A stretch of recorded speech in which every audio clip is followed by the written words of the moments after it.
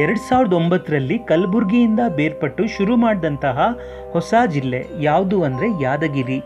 ಈ ಯಾದಗಿರಿಗೆ ಈ ಹೆಸರು ಬರಲು ಕಾರಣ ಏನಂದರೆ, ಇಲ್ಲಿಂದ ಯಾದವರು ಅಥವಾ ಸೆವಂಡ್ರು ತಮ್ಮ ಆಡಳಿತವನ್ನು ನಡೆಸಿದ್ದಾರೆ. ಈ ಜಿಲ್ಲೆಯನ್ನು ಪಲ್ಸ್ ಬೌಲ್ ಅಂತಲೂ ಹೇಳ್ತಾರೆ, ಏಕೆಂದರೆ ಬೇಳೆ ಬೆಳೆಗಾರಿಕೆಯಲ್ಲಿ ಉತ್ತಮವಾದ ಸ್ಥಾನವನ್ನು ಪಡೆದಿದೆ.